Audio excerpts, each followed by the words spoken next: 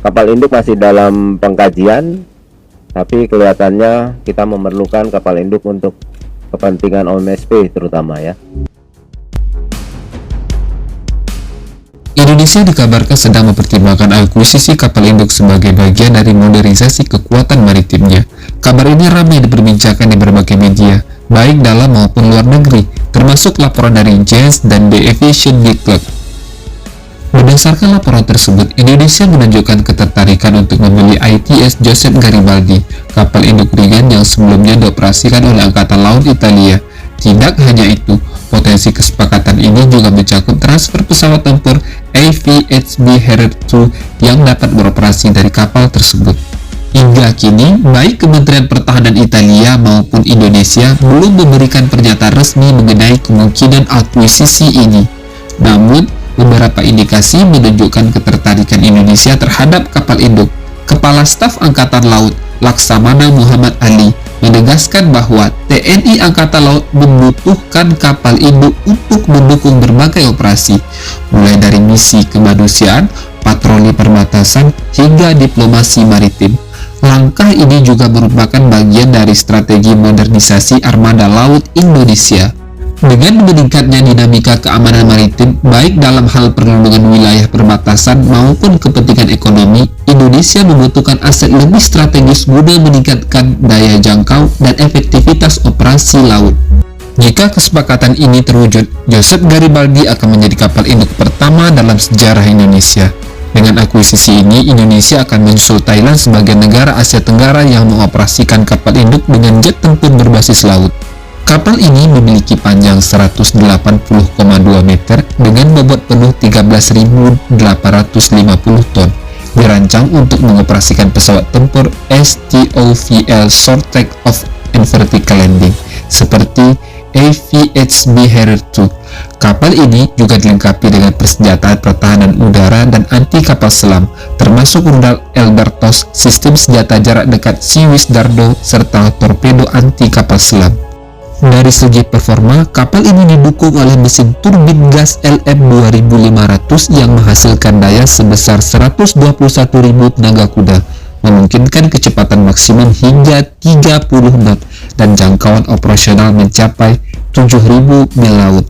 Dengan dek penerbangan yang dapat menampung hingga 16 pesawat serta kapasitas angkut pasukan hingga 600 personel, kapal ini cukup fleksibel untuk mendukung berbagai operasi baik militer maupun non-militer. Salah satu aspek menarik dari potensi akuisisi ini adalah keberadaan jet tempur AVHB Harrier II. Pesawat ini merupakan jet tempur STOVL generasi kedua yang awalnya dikembangkan oleh McDonnell Douglas, sekarang bagian dari Boeing, dan menggunakan mesin turbofan Rolls-Royce Pegasus. Dibuat dari bahan komposit yang ringan namun kuat, Harrier II dirancang untuk beroperasi dari kapal induk ringan atau kapal amfibi LHD, menjadikannya pesawat tempur yang ideal bagi negara yang baru memasuki era kapal induk. Meskipun bukan jet tempur generasi terbaru, akuisisi Harrier II dapat menjadi langkah awal dari bagi TNI AL untuk membangun pengalaman operasional dalam mengoperasikan pesawat tempur berbasis kapal induk. Dengan memiliki jet tempur STOVL, para pilot dapat mulai berlatih menerbangkan pesawat dengan kemampuan tersebut, sehingga ketika di masa depan Indonesia mengoperasikan kapal induk yang lebih besar dan modern, proses adaptasi akan jauh lebih cepat dan efisien. Lebih dari sekedar kapal induk pertama, Joseph Garibaldi dapat berperan sebagai kapal transisi sebelum Indonesia memiliki kapal induk yang lebih modern. Jika kita melihat negara-negara lain yang telah mengoperasikan kapal induk, banyak diantaranya tidak langsung menggunakan kapal berukuran besar, tetapi memulai dengan kapal induk ringan atau kapal serbu amfibi sebelum akhirnya beralih ke kapal induk generasi terbaru. Dengan mengoperasikan Joseph Garibaldi, Indonesia dapat mengembangkan infrastruktur pendukung, melatih personel, dan memahami konsep operasional kapal induk. Dari sisi industri pertahanan, ini juga bisa menjadi langkah awal untuk membangun kerjasama internasional dalam pengembangan kapal induk di masa depan. Tentu saja, kepemilikan kapal induk bukan tanpa tantangan. Biaya operasional dan pemeliharaan yang tinggi menjadi salah satu faktor utama yang harus diperhitungkan.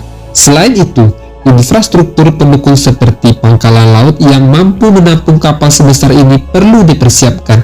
Saat ini, Indonesia masih menghadapi beberapa keterbatasan dalam kesiapan kapal perang yang ada. Beberapa kapal perang masih menggunakan rudal dan sistem sensor yang tergolong usang jika dibandingkan dengan negara-negara lain di kawasan. Tanpa kelompok tempur pendukung seperti kapal perusak atau fregat dengan sistem pertahanan udara yang kuat, kapal induk berisiko menjadi target yang rentan dalam konflik atau situasi darurat. Jadi, apakah saat ini Indonesia sudah siap mengoperasikan kapal induk atau lebih baik fokus pada peningkatan sistem persenjataan dan modernisasi kapal perang yang sudah ada? Di satu sisi, memiliki kapal induk akan meningkatkan prestisi dan kemampuan proyeksi kekuatan maritim Indonesia. Namun, di sisi lain, tanpa sistem pendukung yang memadai, kapal induk bisa menjadi beban daripada keuntungan strategis. Menurut Anda, mana yang lebih bijak? Apakah langkah ini merupakan keputusan strategis yang tepat, ataukah lebih baik memprioritaskan modernisasi armada yang sudah ada? Tulis pendapat Anda di kolom komentar.